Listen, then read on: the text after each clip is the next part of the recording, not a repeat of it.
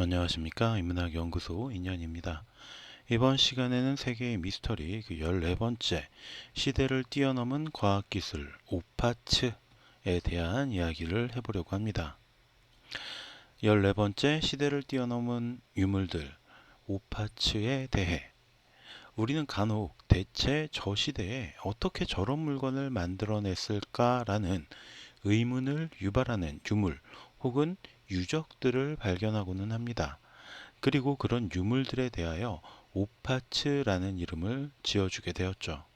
이 오파츠란 단어는 미국의 동물학자인 이반 샌더슨이 처음 사용한 것으로 시대를 벗어난 유물들을 의미하는 말입니다. Out of place artifact, 그러니까 시대를 벗어난 유물, 이렇게 제 발음이 안 좋아서 영어는 웬만하면 하고 싶지 않지만 어쨌든 그래서 여기서 한 글자씩을 따와서 out of place artifact 한 글자씩을 따와서 오파츠라고 했다는 거죠. 물론 학자들이 공식적으로 사용하는 단어는 아니고요. 음모론자 혹은 오컬트나 유사 역사를 믿는 사람들 사이에서 주로 사용되는 말이라고 합니다. 그렇다면 이런 오파츠에는 어떤 것들이 있는지 대표적인 것 세 가지, 유적을 제외한 유물 한정으로 살펴보도록 하겠습니다. 1. 바그다드의 고대 전지. 1745년 2월 18일 이탈리아 롬바르디주 코모의 귀족 가문에서 태어난 알렉산드로 볼타는 과학과 수학에 대해 뛰어난 적성을 보였다고 합니다. 그러다가 자신의 친구였던 루이지 갈바니가 개구리로 해부학 실험을 하던 중에 접시 위에서 죽은 개구리가 금속과 닿자 뒷다리가 움찔하고 움직이는 것을 발견했고 전기를 동물의 몸에서 만들어낼 수 있다라고 주장하며 동물 전기 이론을 발표하자 이 이론에 의문을 갖기 시작했습니다. 그러니까 자신의 친구가 주장한 이론에 대해서 의문을 갖기 시작했다라는 거죠. 볼타는 여러 가지 시험을 통해 결국 전기는 동물에게 나온 것이 아니라 개구리는 전기를 흐르게 했을 뿐이고 실험에 쓰였던 각각 다른 금속이 직접적인 전기를 일으켰다라는 것을 발견하게 되었죠.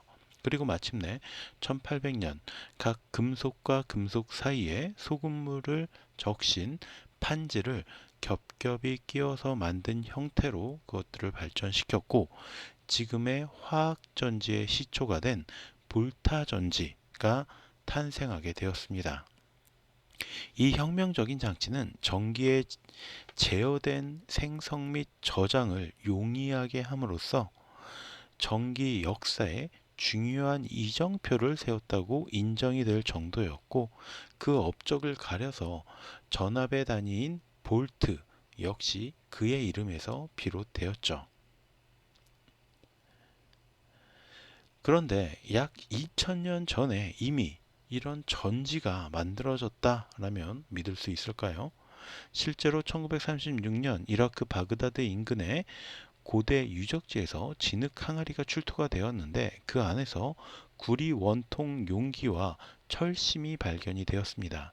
이것은 메소포타미아 지역에서 만들어진 것으로 추정이 되는데 이 항아리는 구리판으로 감싼 아연 도금, 철못이 들어 있었고 일부 고고학자들은 항아리 내부에서 전류를 발생시키기 위해서 산성 액체가 사용되었을 것이다 라는 이론을 제시했습니다. 만약 이 이론이 맞다면 이 인공 제조물은 알렉산드로 볼타가 전지를 발명한 것보다 2000년 이상 앞선 전지라고 할 수 있었죠. 결국 사람들이 동일한 구조로 제작된 용기에 식초 등을 담아서 전지로 작동되는 것을 보여줌으로써 그것이 실제로 전지였다라는 믿음이 널리 퍼지게 되었고 관련 학계에서도 대체로 이를 인정하는 분위기가 되었습니다. 다만 대체 2000년 전에 전지가 필요한 일은 무엇이었고 또 어떻게 이것을 만들어낼 수 있었는지는 알 수가 없었습니다. 당시 최고의 문화와 문명을 자랑하던 그리스 로마도 아니고 파르티아 또는 사산 왕조의 유적지인 바그다드에서 왜, 어떻게 전지를 발명하고 사용했을까? 일부 학자들은 이것이 의학적인 목적을 가지고 있었다라고 주장하기도 합니다. 실제로 그리스 로마 시대에는 전기 뱀장어 등을 이용해서 통증 치료를 했다는 기록도 남아 있어요. 다만 전기어는 지중해나 나일강 일대에서 서식하지만 바그다드 인근의 페르시아만이나 티그리스강, 유프라테스강에는 살지 않았기 때문에 바그다드 정지는 전기열을 대체해서 발명된 의료기기였다라는 주장이죠. 그러나 이런 주장은 바그다드 전지로 공급할 수 있는 전기 자극이 너무 미약하다라는 반론에 부딪혔습니다. 통증 완화를 위한 목적이라면 당시에도 널리 사용되었던 대마초나 아편, 와인 등의 훨씬 더 효력이 있었을 것이기 때문에 굳이 전지까지 발명할 동기는 없었다라는 주장이죠. 또 어떤 학자들은 종교적 행위에서 그 대답을 찾기도 합니다. 신상 안에 전지를 넣고 사람들이 이 신상을 만질 때 정기적 자극을 주어서 신의 위대함을 느끼도록 했다라는 주장이죠. 그러나 이 주장 역시 앞의 반론에 똑같이 반박을 당하게 되는데 정기적인 자극이 너무 미미했을 것이고 무엇보다 당시 최고의 기술을 지니고 있던 그리스 로마 지역에서는 이런 게 전혀 발견되지 않았다는 점에서 이런 주장은 신빙성이 떨어진다라는 것이죠. 그나마 많은 학자들에게 인정받고 있는 주장은 전지를 통해서 도금을 했다라는 것입니다. 전지를 통한 전기 도금은 전기 분해의 원리를 이용해서 전해액 속에 녹아있는 금속을 다른 금속 위에 석출 방식으로 입히는 것으로 이탈리아의 화학자 루이지 브루냐텔리에 의해서 1805년에 발명이 되었습니다. 결국 바그다드 전지를 사용해서 도금이 가능한지를 알아보기 위한 실험이 독일 힐데스하임에 소재한 뢰머와 펠리자우스 박물관의 책임자였던 아르네 에게브레트 박사에게 의해서 1978년에 이루어졌고 이 실험이 성공적으로 이루어졌습니다. 그러나 또 다른 학자들은 금이나 은과 같은 부식이 잘 되지 않는 고전이 금속은 어지간해서는 물에 용해되지 않기 때문에 특별한 전해액이 필요한데 이런 전해액들은 만들기도 어렵고 맹독성이라 위험하기도 해서 전착에 대한 상당한 지식이 축적된 후에나 제조가 가능하다라고 반박을 합니다. 그러나 바그다드 박물관에서 매우 균일하게 은 도금이 된 구리 식기들을 발견하기도 했고 이런 것들은 기원전 2500년경에 수메르 문명 때에 제작이 된 것들로 확인이 되어서 이런 반박은 다시 반박이 되었죠. 즉 실제 사실이 어땠는지는 모르지만 수메르 시대에 이미 전지가 발명되어서 도금에 사용되었고 이런 기술이 2000년 뒤에 파르티아인들에게까지 이어졌다라는 잠정적인 결론에 도달을 한 겁니다. 다만 아직까지도 이 유물들에 대한 조사에서 어떤 것은 정기적 도금으로 추측이 되지만 어떤 것들은 정기적 도금과 비슷한 고갈 도금법에 의한 것으로 추측이 되면서 논란은 현재 진행형입니다. 실제로 전지의 역할이 가능한 바그다드 전지는 결국 이렇게 고대 문명이 우리에게 남긴 미스터리로 남게 되었습니다. 2. 네브라 마을의 스카이 디스크. 일반적으로 누군가 여러분에게 청동기 시대 사람들이 천문도를 만들었다라고 이야기한다면 어떤 생각이 들까요? 선사시대 사람들이 태양이나 달을 신적인 존재로 믿은 것이 아니라 자연과학적 현상으로 이해하고 있었다면 그만큼 놀라운 일도 드물 것입니다. 그런데 실제로 그런 일이 일어났습니다. 그것도 고대 문명의 중심지라고 할 수 있는 고대 그리스나 이집트가 아니라 중부 유럽 지역에서 말이죠. 청동으로 된 네브라스카이 디스크는 20세기에 일어난 가장 중요한 고고학적인 발견 중의 하나로 여겨집니다. 1999년 독일 작센 안할트주 루브겐 루브겐 군 네브라 마을 인근 숲에 미텔베르크라고 불리는 곳에서 발견된 이 청동 원반은 처음에는 도굴꾼들에 의해서 발견이 되었다고 합니다. 이들은 자신이 찾아낸 유물의 가치도 제대로 알지 못한 채 함께 나온 다른 유물들, 두 점의 검과 두 점의 도끼, 두 점의 나선형 암링, 그리고 한 점의 청동끌과 함께 팔아치웠는데 이것을 2002년 독일 작센안할트주 정부에서 환수했습니다. 자, 이게 바로 네브라 스카이 디스크의 모습입니다. 이 천문반은 초기, 초중기, 청동기 문화 수준에 머물렀던 중부 유럽에서 발견이 되었다라는 점에서 더욱 놀라움을 안겨줍니다. 네브라스카이 디스크보다 훨씬 수준이 떨어지는 천문반조차 100년 뒤에 고대 이집트에서나 나타났고 이와 비슷한 수준의 천문 현상을 문자로 표기한 건 역시 무려 1000년이 더 지나서 등장을 했습니다. 그러나 이 네브라스카이 디스크는 최소 3600년 전에 제작된 것으로 확인이 되었죠. 게다가 더 놀라운 것은 이 디스크의 몸체를 이루는 청동은 오스트리아 알프스 지방의 것으로 파악이 되면서 여기에 입힌 금은 영국 잉글랜드 지방의 것으로 파악이 되었습니다. 즉 선사시대의 중부 유럽에 이런 것들을 각 지역에서 공수할 수 있었고 천문 현상에 대한 지식이 있는 집단이 존재했다라는 의미가 되는 거죠. 또한 북유럽이나 영국의 거석 문화권에서는 동지와 하지, 그러니까 태양이 가장 낮게 뜰 때와 높게 뜰 때 태평양이 지평선 어디에서 뜨고 지는지를 큰 건축물에서 알 수 있도록 표시를 해 놓았는데 네브라스카이 디스크 역시 이런 측정법을 받아들여서 제작 시기보다 조금 후대에 디스크 왼쪽과 오른쪽 양쪽에 지평선을 나타내는 원호를 추가했습니다. 디스크 가장 양쪽에 금으로 표시한 부분에서 중앙으로 선을 그어 보면 각도가 82도인데 이는 네브라스카이 디스크를 만든 사람이 단순히 데이터를 다른 곳에서 가져온 것이 아니라 북유럽이나 영국의 측정법을 통해서 자신이 있는 동네에서 직접 측정을 해서 천문반을 수정했다라는 의미가 되는 거죠. 그리고 원반 가장자리에 구멍 48개가 있는데 1년을 48주기로 나누었기 때문이라고 추측이 됩니다. 현재에도 우리는 1년을 12개월, 1개월을 4주 정도로 생각을 하는데 이 천문반을 만든 사람 역시 그렇게 파악을 했던 거죠.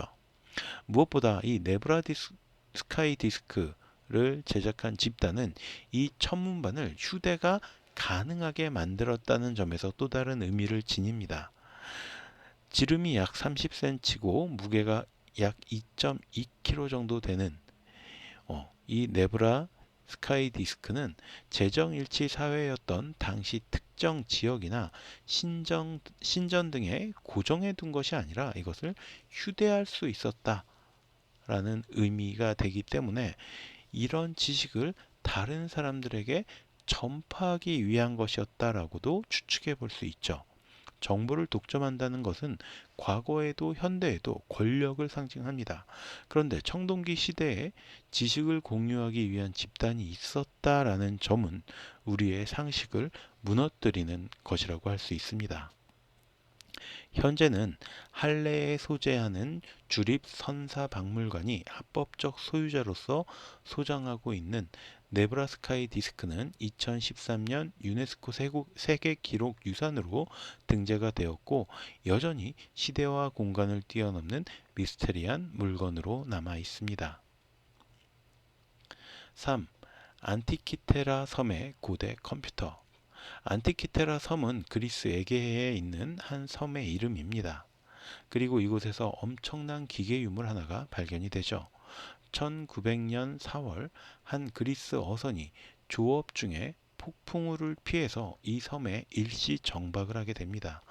바람이 잠잠해지기를 기다리다가 배에 탔던 잠수부 스타티아티스가 수산물 채취를 위해서 바닷속으로 들어갔습니다. 그리고 해저 45m 지점에서 뜻밖의 난파선을 발견했고 정부에 신고를 하게 되었죠. 그리스 정부는 바로 발굴에 나섰고요. 1900년부터 이듬해 1901년 사이에 청동과 대리석 조각, 유리, 보석류, 동전 등 수많은 유물을 건져 올릴 수 있었습니다. 그리고 그 유물 중에 가로 34cm, 세로 18cm, 두께 9cm 가량이 되는 나무 상자가 나왔고요. 그 속에 톱니바퀴가 달린 기계장치가 하나 들어 있었습니다. 유물이 발견된 다음 해인 1902년 5월 아테네 고고학 박물관의 고고학자이자 박물관장이었던 스타이스 박사는 이 유물이 기여장치라는 것을 밝혀냈습니다. 4개의 기여 가운데 가장 큰 것은 지름이 13cm였고요. 거기에는 모두 223개의 톱니가 달려 있었습니다. 표면에는 그리스 문자가 빼곡하게 적혀 있었는데 기계 사용법이라고 밝혀졌습니다. 그러나 대체 어디에서 사용되는 기계 장치인지는 알 수가 없었죠. 영국 런던 과학박물관의 기계공학 전문가 마이클 라이트 박사나 영국 과학사가이자 예일대학교 프라이스 교수 등의 학자들은 연구에 연구를 거듭했고요.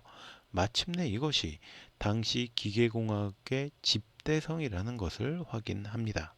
이 장치는 일종의 매뉴얼인 비문으로 뒤덮여 있고 문자판과 바늘에 연결된 30개 이상의 청동 톱니바퀴가 들어있는데 손잡이를 돌리면 지구를 중심으로 태양과 행성 등의 천체가 움직이는 방식이었던 거죠. 재미있는 것은 이 장치를 싣고 있던 것으로 추측되는 로마 선박의 침몰은 BC 70년에서 BC 60년 사이이고 안티키테라 장치의 제작 연대는 BC 205년에서 BC 87년인데 이와 비슷한 수준의 천문 관측 기계가 유럽에 등장한 것은 14세기 이후였다는 점이죠. 2008년에 영국, 그리스, 미국에서 모인 전문가로 구성된 연구팀은 여기에서 더 발전해서 이 기계가 기존의 76년 칼리프스 주기를 나타낸다 라고 생각했던 다이얼이 올림피아 제전의 4년 주기를 따른다라는 사실을 알아냈습니다. 또한 안티키테라 기계가 행성의 위치와 달의 위상까지도 계산할 수 있었고 구조가 기존의 예상보다 더 복잡하다라는 사실도 밝혀졌죠. 위 구조도 자체는 실제 메커니즘에 대한 추정 도식 중 하나지만 유물에 새겨진 기호로 미루어 보아 행성의 움직임도 계산했을 가능성이 큽니다. 즉, 지금까지 밝혀진 용도에 따르면 이 기계는 해와 달의 움직임을 관측하고 일식과 월식을 예측하며 4년에 한 번 열리는 그리스 최대의 민족 축제, 올림픽 개최 연도를 알려주는 다용도 아날로그 컴퓨터라는 것이죠. 그렇다면 과연 이 엄청난 기계를 개발한 것은 누구였을까요? 지난 2023년 6월 개봉한 영화 인디아나 존스 운명의 다이얼에서는 이 안티키테라 기계를 아르키메데스, 우리가 잘 알고 있는 유레카의 주인공이죠. 아르키메데스가 만들었다는 설정으로 등장을 하지만 아르키메데스는 BC 287년경에 태어나서 BC 212년경에 죽었기 때문에 안티키테라 기계 제작 추정 시기와 거리가 있습니다. 물론 아르키메데스가 죽고 나서 그의 제자들이 만들었을 가능성도 없지는 않죠. 그러나 그보다 가능성 높은 인물이 에게해 로더스 섬의 히파르코스라는 사람입니다. 달이 지구 원지점보다 근지점에서 공전 속도가 더 빨라지는 불규칙 궤도를 전제로 안티키테라 장치가 제작이 됐는데, 이 학설을 주장한 인물이 바로 히파르코스였기 때문이죠.